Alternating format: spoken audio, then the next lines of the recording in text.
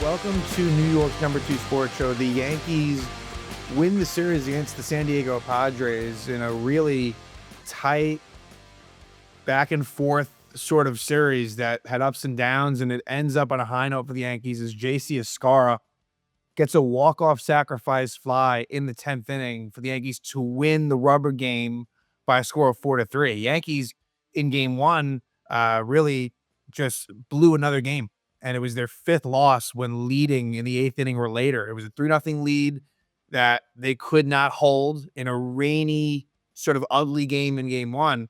And it was a combination of Devin Williams and Luke Weaver that were unable to get the job done there. Then fast forward to game two, and the first, I mean, really, all three had its own interesting pitching matchups, probably got better and better as each one went on. And Carlos Rodon was fantastic in game one and didn't get the win. And then in game two, it was Michael King versus Clark Schmidt. They both pitched well, going 6 innings and allowing 2 runs each of them. And the Yankees explode for a 10-run seventh inning. Pretty amazing. Austin Wells gets 5 RBIs in the inning, including a grand slam. But that at the time was the first Yankee win when trailing in the seventh inning or later. Then they followed up in game three by actually winning again in comeback fashion, but even better. This one being an eighth inning comeback down by 2 runs. And this was one where it was Max Fried versus Dylan Cease. Dylan Cease had a no hitter for the Padres, I believe, through 6 1/3 innings. I think Cody Bellinger's home run was with 1 out in the seventh. So, and Max Fried had one mistake to Jackson Merrill. Max Fried was great. He picks up a no decision. So on the one hand, Max Fried doesn't increase his win total from 6 to 7, but he doesn't lose. So he stays perfect as far as the win-loss column goes, and stays perfect as far as Max Fried starts. The Yankees won each one of them. 8 starts, 8 wins to the Yankees. And Trent Grisham with a big-time pinch hit 2-run homer in the eighth to tie it up. And then JC Escarra wins it in extra innings after Devin Williams was able to pitch a scoreless top of the 10th. So you really end up feeling pretty good by series end. And this is a good Padre team. I mean, the San Diego Padres in a very, very strong NL West, they're 23-13. And definitely, when you look at teams that could knock off the Dodgers, for example, the Padres are up there as being one of the most likely to do so. The Padres are no joke. Are they maybe better in San Diego? Yes, but regardless of that, a really good team. And the Yankees win 2 out of 3 to improve to 21-16. So after really what was a heartbreaker, one that we've kind of been used to, but a heartbreaker that occurred in the first game of the series, it is followed up by 2 wins that you can be proud of. So definitely changing of the guard, if you will, from the way that they've been losing these games to the wins. And I wouldn't say that these 2 wins necessarily equate to some of those Yankee losses, but you're getting there, right? That's what I was kind of looking for is, hey, if you're going to be losing games like this, at least let's show the comeback ability. And there was fight and resilience. Not that there hadn't been before, but the results were there this time also against a great San Diego bullpen. That's the thing too. They have an amazing bullpen that has a lot of depth to it and a lot of impressive arms.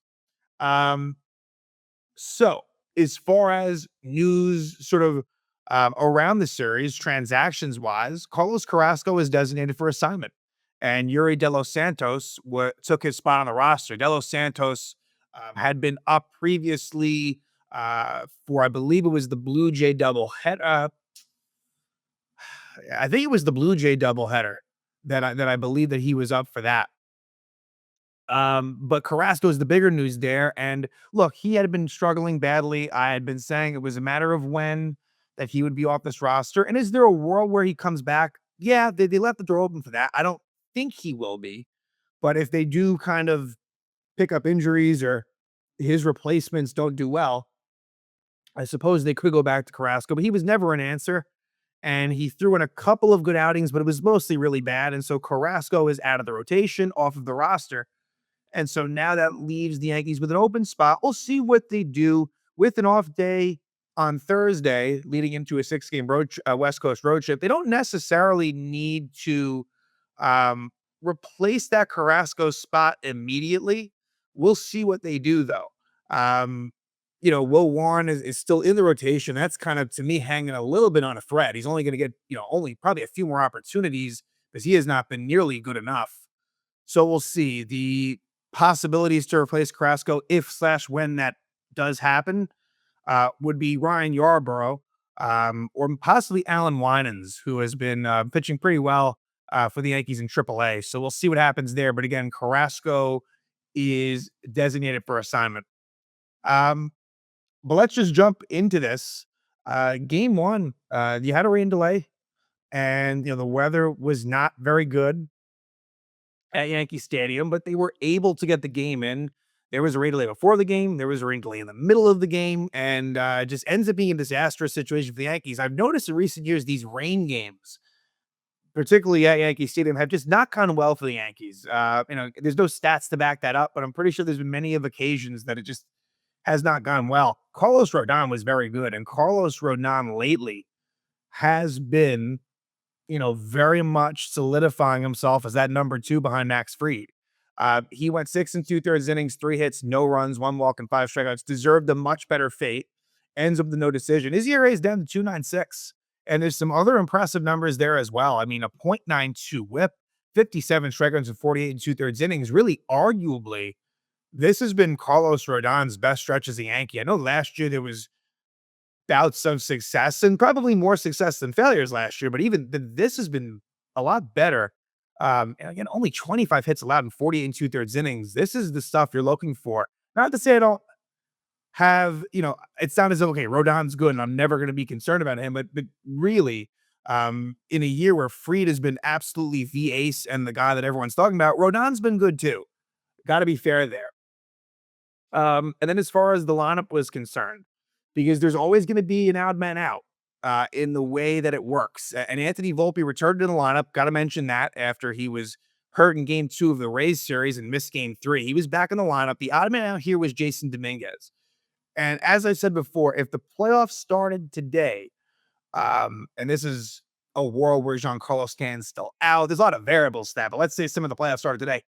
Dominguez, fairly or unfairly, would probably be that odd man out, but it's a situation where they really are mixing it up.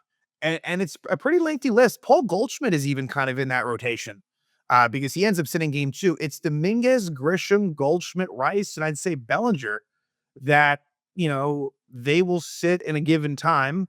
And look, it's not the end of the world. It's not great because you have a situation, especially with Jazz Chisholm out right now, where second base and third base, like, you wish that somehow one of those players could play those positions. That's not the way it is. On that note, DJ LeMahieu probably is going to make his return to the Yankees on the West Coast trip, probably over the weekend against the Athletics. So that's something to keep in mind. And we actually might see LeMahieu at second base, where we had not seen him at all last season, but we'll discuss that more next episode. But Dominguez was out, so you have Grisham leading off, Rice batting third. That's kind of how it's been. The Yankees have been facing a lot of right-handed pitching. Nick Pivetta, in this case, the former Red Sox, goes 5 innings, 5 hits, 3 runs, 2 of those earned, 4 walks, and 5 strikeouts. So not a great outing for Pivetta, who's had a really good season for the Padres. But he's able to keep them in it, right? If nothing else, he kept San Diego in it. This was a game also, I should mention, where Aaron Judge's hitting streak comes to an end. And then also the last game of the series, Aaron Judge's on base streak comes to an end. So he did have a home run for Michael King game two, but for Judge standards, certainly a quiet series offensively as some streaks come to an end for him. Let's jump to the third inning. And that is where Trent Grisham hits a 2-run homer, his 9th homer of the year, to give the Yankees a 2-0 lead. The former Padre, who was obviously part of the Juan Soto deal, Grisham has been just brilliant. Really pleased with what he's brought to the table. There aren't many guys. Obviously, there's Judge and there's Goldschmidt and there's Ben Rice, but Trent Grisham, honestly, he is one of the guys you want up there. He is one of the most productive and feared hitters, and leads the series with 10 home runs, which is one more than he had all of last season. In more than and he played probably about 70 to 80 games last year. He's played about 30 this year and already has 10 home runs. Extremely impressive. Gives Yankees a 2-0 lead. Rodon's doing the job. There's a rain delay in the bottom of the fourth inning. Both Pivetta and Rodon would come back out because the rain delay wasn't that long. And at the bottom of the sixth, Yankees get on another run as it's a sac fly for Anthony Volpe off of the lefty Yuki Matsui to make it 3-0 Yanks.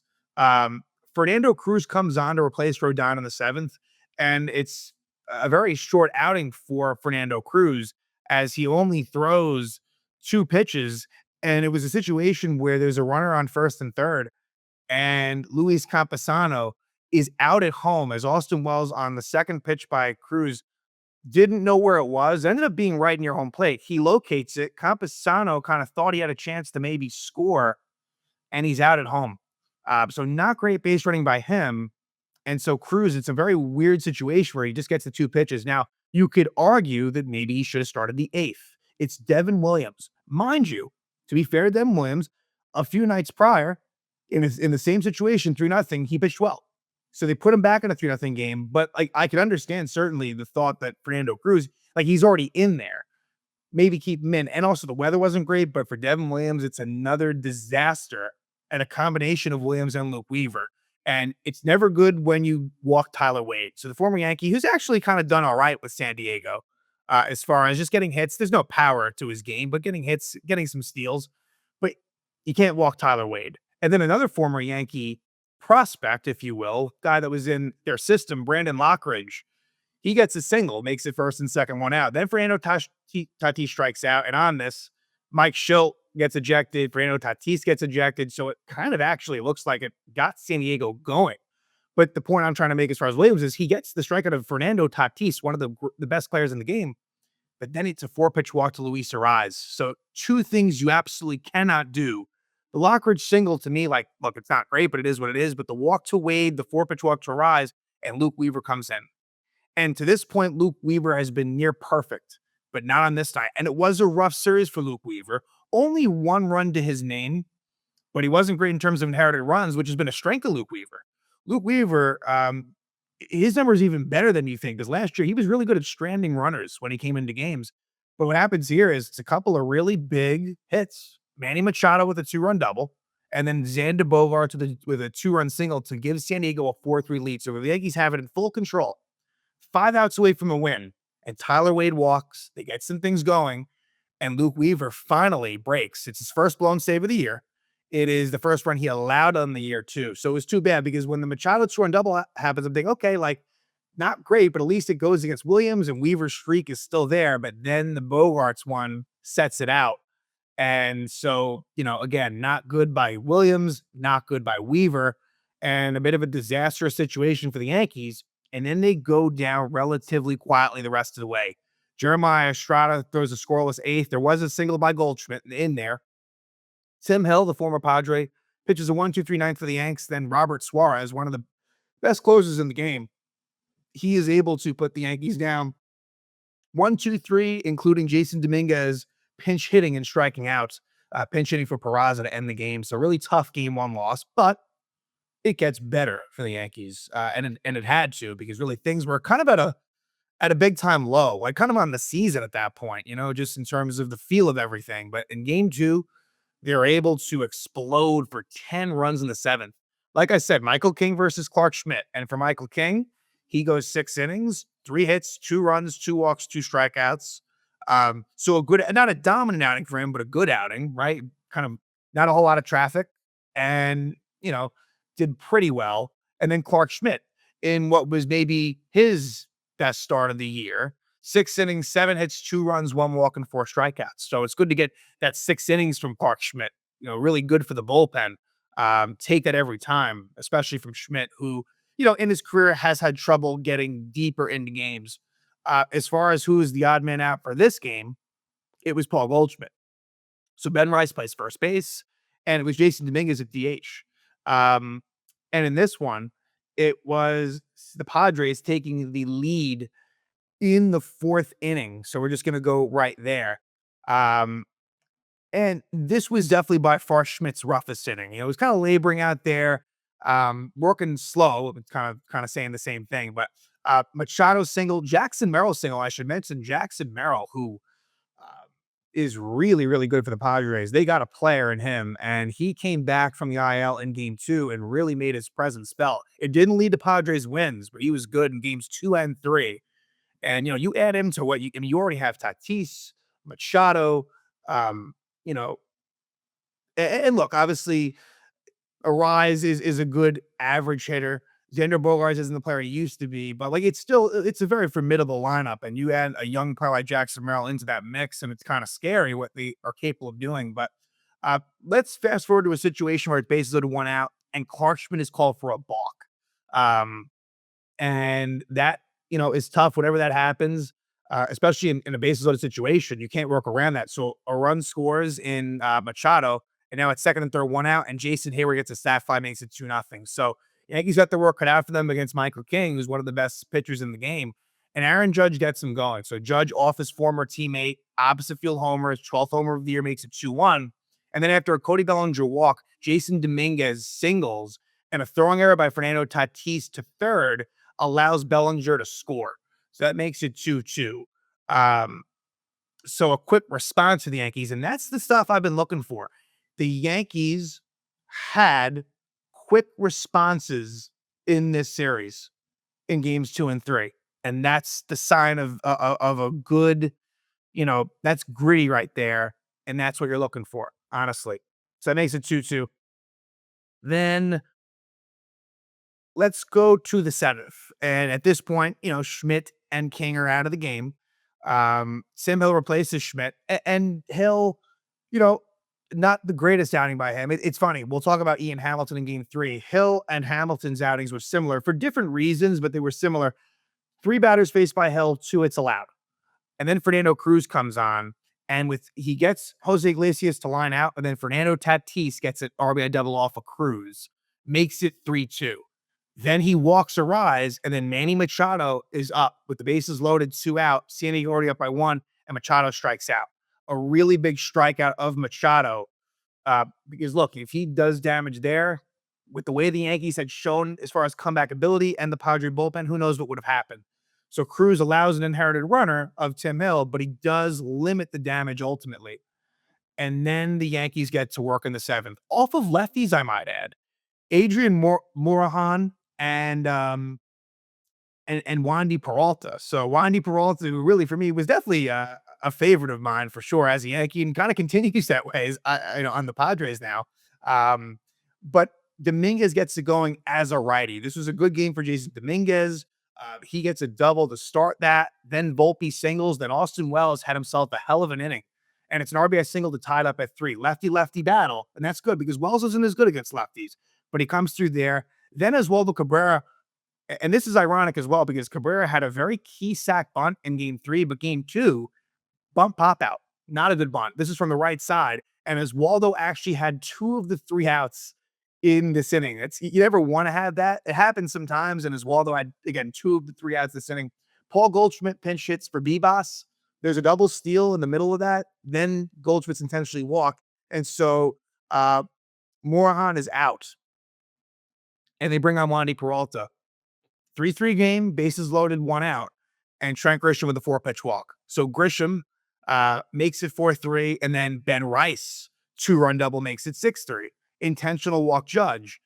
Cody Bellinger, RBI single, makes it 7-3. So you're getting a lot of lefty versus lefty action against Wandy, who's really good against lefties. Then after a Dominguez flyout, Anthony Volpe RBI single, and then Austin Wells cracks a grand slam. 12-3 Yanks. It's Wells' 7th homer of the year and a 10-run inning for the Yankees. Their biggest inning runs-wise since, I believe, 2015 when they had 11 runs against the Texas Rangers. 12-3 Yankees. Very impressive in that situation. And then from there, you get an inning of work from Tyler Matzik, scoreless, and an inning of work from Yuri De Los Santos, scoreless, to give the Yankees a 12-3 win, leading to the rubber game. And this was one where it was really just a brilliant pitching matchup between Max Fried and Dylan Cease. And for Dylan Cease, he has struggled this season big time, but not on this night. And he actually would leave the game with some injury. I don't know how concerning it is for San Diego. I think it was more out of caution, might have cramped up, but he would leave the game. before the seventh inning had ended, the lines for both of them: Max Fried, 7 innings, 5 hits, 1 run, no walks, and 8 strikeouts. His ERA, believe it or not, moves up. He only let 1 run in 7 innings, but it moves up to 105. So there was a point, I think the lowest it got to during the game might have been about like 0.94. And like, I don't, it's just, it's impossible to keep it that low. It is. But for him to be at 1.05 through 8 starts is amazing. Again, he is a front runner right in the very early going for AL Cy Young. But again, it's extremely early. For the Padres, Dylan Cease, 6 2/3 innings, only 1 hit allowed. Again, he had a no-hitter into the seventh inning. 1 run, 2 walks, 9 strikeouts. He was brilliant as well. It really had Aaron Judge's number. That was what was impressive too. Aaron Judge, he struck him out 3 times. Um, but the Yankees were able to still find their way to victory. The odd man out in this game was Trent Grisham, although Trent Grisham ends up with a huge pinch hit in the eighth inning, which we'll talk about. Um, but the Padres get on the board first. A rare mistake by Fried. It's Jackson Merrill hitting his 4th homer of the year to give the Padres a 1-0 lead. And finally, in the bottom of the seventh, it would be Cody Bellinger on an 0-2 pitch. It wasn't even a bad 0-2 pitch, but Bellinger hits his 5th homer of the year, ties it up at 1. Cody Bellinger is getting going. You can tell he is starting to find it a bit. And that's a great sign for the Yankees. Like I said, Cease gets hurt. Jason Adam comes in and finishes out the inning. Then in the eighth, Ian Hamilton. And Ian Hamilton, the stuff looks good, but command's not there. And he faces 3 batters and he walks Tatis leading off and then Machado with 1 out. Not great by Ian Hamilton. And I noticed that it's been an issue for him. Just kind of too many walks, too many pitches thrown. Again, I think he's someone that will probably factor in for this bullpen. The stuff's very much there. But that's not great. And then Luke Weaver comes on and kind of as he did in game one, he struggles coming in the eighth inning. Jackson Merrill with an RBI single to take a 2-1 lead and then a sac fly for Xander Bogaerts makes it 3-1. So the normally amazing Luke Weaver, the runs are charged to Hamilton. But again, Weaver there doesn't get the job done. But in the bottom of the eighth, the Yankees get it done. And it's a leadoff walk by Oswaldo Cabrera off of Jason Adam. And again, it's another reason why I feel like Oswaldo deserves to be up. I know he's going to be pitch hit for in certain situations, but I don't mind him up in some of these late game scenarios. Grisham pinch hits for Bebas and Trent Grisham, again against his former team, pinch hitting. Hits a 2-run shot off of Jason Adam, his 10th homer of the year, and it ties it up at 3. A massive shot for Grisham. And I mean, look, he has an OPS over 1, batting average of 292, 10 homers. It's just amazing what he's done. It's 3-3. Ninth inning, give Luke Weaver credit because he's able to come back and recover and get a 1-2-3 inning. Robert Suarez with a good ninth inning, the closer for the Padres. And then in the 10th inning, it's Devin Williams with a little bit of redemption after the struggles that he had in the first game of the series. What I find interesting is they could have went to like Mark Leiter Jr. I understand not going to Cruz because he did technically pitch the first 2 games, even if it was only 2 pitches in game 1. They could have went to Mark Leiter Jr. They went Devin Williams, so they really do have a lot of trust in him and really are looking for him to do better. And this was better. It was not perfect, but he got the job done in a major way. He struck out Tatis, Machado, and Bogaerts. Now, in the middle of that, there was a steal. You had the ghost runner at second. There was a steal. There was a Luis Ariz walk, a Jackson Merrill by pitch. So again, it was not pretty, but he strikes at the side. And when you're the home team in extra innings, if you can get that 0 at the top of the inning, it's a major advantage. That's why, to me, in this new format, if you're home, and the Yankees have seen that. Yankees are terrible on the road in extra innings, but at home, they seem to be decent, if nothing else. And bottom of the 10th, they get it done. Off of Jeremiah Estrada. The runner is Dominguez at second, as well as Cabrera with a very nice sack bunt, the first Yankee sack bunt of the season. And it sets up J.C. Escarra pinch hitting for Oswald Peraza. And Peraza had come into the game after Grisham pinch hit for Bebas. Escarra gets it done with a sac fly to left field. Nothing Jason Haber could do. Dominguez easily scored, and J.C. Escarra is the hero. It's a great story for him, you know.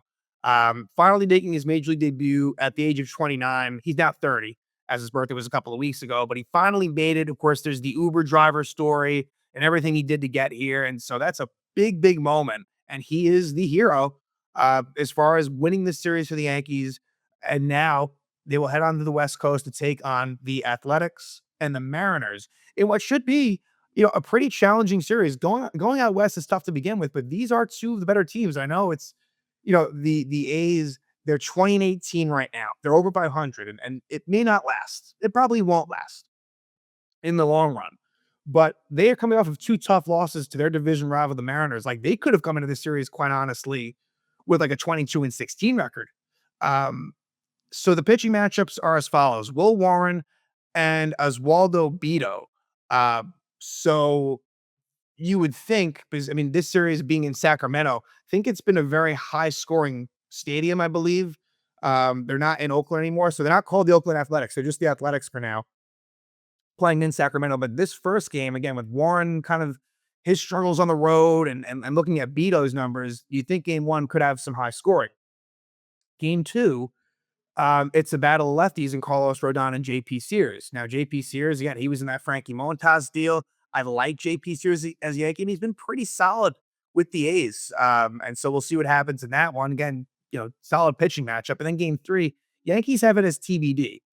So to me, what that tells me is it could be Clark Schmidt. It would be his turn, or maybe they go to a Yarborough or a Winans. Like, we'll have to see, but it is interesting. They haven't announced it yet. But the big thing for me is that for the A's, it's Luis Severino who will be making his first start against the Yankees. He didn't last year as a Met, but now he's lined up as an A. So that will be interesting. So some storylines to kind of look forward to in this one.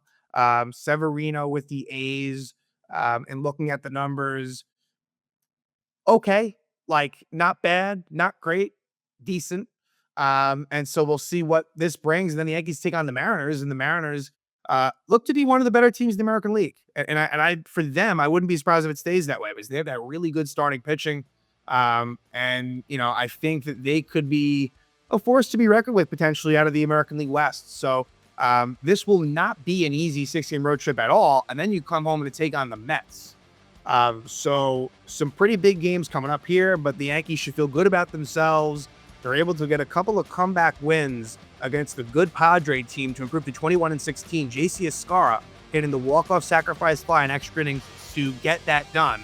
And now the Yankees will head out west to start on a 6-game road trip. And it starts out with the Athletics.